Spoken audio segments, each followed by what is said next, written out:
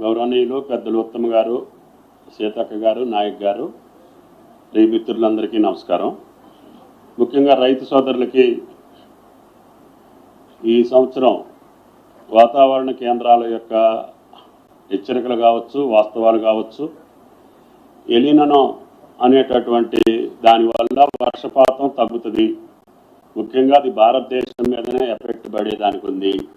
భారతదేశంలో కూడా తెలంగాణ, ఆంధ్రప్రదేశ్ రాష్ట్రాల మీదనే ఎక్కువ ప్రభావం చూపవచ్చు అనేటటువంటి ఇండికేషన్స్ పదే పదే మనకి వాతావరణ కేంద్రాలు హెచ్చరిస్తున్న సందర్భంలో తెలంగాణ రైతాంగం మొదటి వర్షం పడంగానే విత్తనాలు పెట్టాలనే ఆదుర్దాతోటో, కాలం అయిపోయింది అనేటటువంటి ఆదుర్దాతోటో మీరు విత్తనాలు పెడితే భూమిలో సరైనటువంటి మోతాదులో తేమ లేకపోతే, పదులు లేకపోతే ఆ విత్తనాలు మొలకెత్తడంలో ఇబ్బంది వస్తుంది. దాని తర్వాత గ్యాప్ వస్తే, మళ్ళీ డ్రై స్పెల్ వస్తే సస్టైన్ అవటం కూడా కష్టం అవుతుంది. అప్పుడు మళ్ళీ మీరు విత్తనాలు ఎన్నుకోవాలి, మళ్ళీ ఇది జరగాలి అని అంటే కొంత కష్టం రావచ్చు. కాబట్టి రైతులు వ్యవసాయ శాఖ అధికారుల యొక్క సూచన మేరకి మీ ప్రాంతాల్లో, మీ మండలాల్లో పడ్డటువంటి వర్షపాతాన్ని దృష్టిలో పెట్టుకొని కనీసం 7 మిల్లీమీటర్స్ 2 సార్లు పడితే తప్ప భూమికి సరైనటువంటి పదులు వచ్చేటటువంటి అవకాశం ఉండదు. కాబట్టి ఏ విత్తనం పెట్టేటటువంటి రైతు అయినా సరే దీన్ని మనసులో పెట్టుకొని, మీకు తెలియంది మాకు తెలుసని కాదు, కానీ మన యొక్క ఆశ కార్తె వెళ్ళిపోతుంది, మృగశిర కార్తె వెళ్ళిపోతుంది, ఇంకో కార్తె వస్తుంది, ఇప్పుడు విత్తనాలు పెట్టాలి అని. గతంలో మాదిరిగా స్టాటిక్ లేవు, కార్తెలోనే వర్షాలు కురవాలని.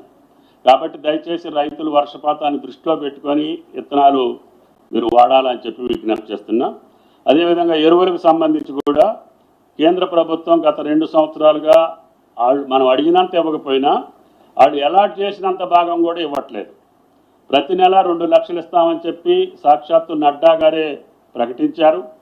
కానీ ఏప్రిల్లో కానీ, మేలో కానీ, జూన్లో కానీ ఎప్పుడూ 1 లక్ష కంటే ఎక్కువ పంపించలేకపోయారు. మనకి ఈ రోజుకి 6 లక్షలు ఉండాల్సినటువంటి మెట్రిక్ టన్నులు యూరియా కానీ, అదేవిధంగా డిఏపి కానీ మనకి సక్రమంగా సరైన సమయంలో సరైన వాళ్ళు అలాట్ చేసినటువంటి మందం కూడా పంపించలేకపోతున్నారు.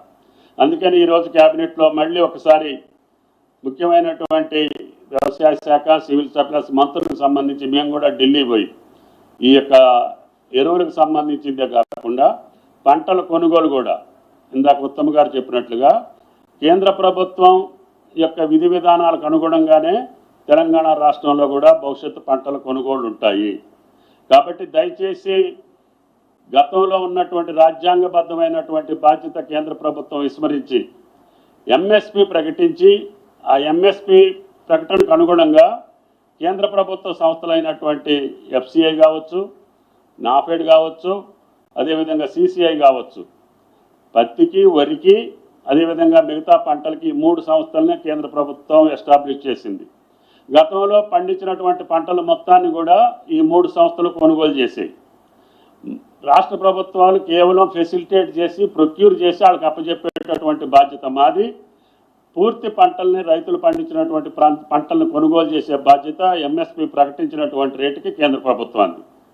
కానీ తెలంగాణ రాష్ట్రంలో పండినటువంటి పంటల్ని కేంద్ర ప్రభుత్వం ఏ పంట కూడా కొనుగోలు చేయకుండా కేవలం ఎంఎస్పి ప్రకటించి చేతులు దులుపుకొని ఆ భారాన్ని కూడా మన మీద వేస్తుంది. అందుకనే దాని మీద కూడా ఆయా శాఖ మంత్రుల మీద ఒత్తిడి తీసుకురావడం కోసం రాష్ట్ర ప్రభుత్వ పక్షాన అన్ని పక్షాల పార్లమెంటు సభ్యులతో పాటు మంత్రివర్గ సభ్యులు కూడా వెళ్ళి ఆయా శాఖ మంత్రుల మీద ఒత్తిడి తీసుకొచ్చి రాష్ట్ర ప్రభుత్వంలో పండినటువంటి పంటల యొక్క వివరాలు, మొక్కజొన్న మేము 15 లక్షల మెట్రిక్ టన్నులు కొన్నాం, మీరు ఒక గింజ కూడా కొనకపోతే మా రైతుల యొక్క పరిస్థితి ఏంటి? ఇన్ని వేల కోట్ల రూపాయలు రాష్ట్ర ప్రభుత్వం యొక్క భరాయించేటటువంటి పరిస్థితి ఒక చిన్న రాష్ట్రానికి, కొత్త రాష్ట్రానికి ఉంటుందా? దీనికి రాజకీయ వివక్షత అనుకోవాలా?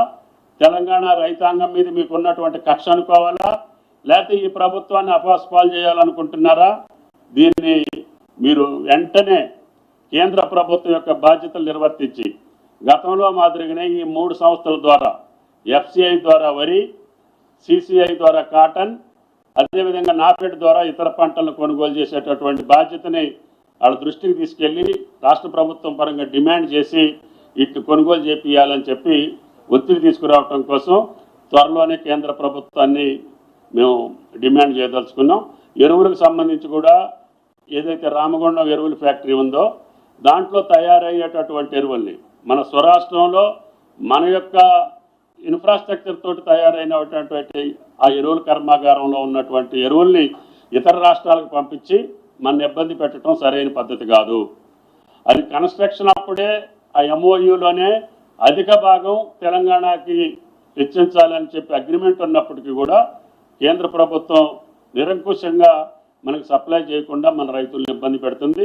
అవసరమైతే ఆ ఫ్యాక్టరీలో మేము విజ్ఞప్తి చేసిన తర్వాత, డిమాండ్ చేసిన తర్వాత మాకు సరైనటువంటి మోతాదులో ఆ ఫ్యాక్టరీ నుంచి ఎరువులు రాకపోతే ఆఖరికి ఆందోళన ద్వారా అయినా సరే, ఉద్యమ రూపంలోనైనా సరే ఆ యొక్క యూరియాని తెలంగాణ రాష్ట్రానికి బదలాయించేటట్టుగా ప్రభుత్వ పరంగా కూడా ఉద్యమం చేపట్టి కేంద్ర ప్రభుత్వం మీద ఒత్తిడి తీసుకొస్తామని చెప్పి విజ్ఞప్తి చేస్తున్నాం. Thank you. ఇది ఒక విషయం, ఇది బోనస్ ఇచ్చే వెరైటీస్ నేను మరోసారి చదువుతాను, ఎందుకంటే రైతులు అందరికి తెలవాలి కాబట్టి.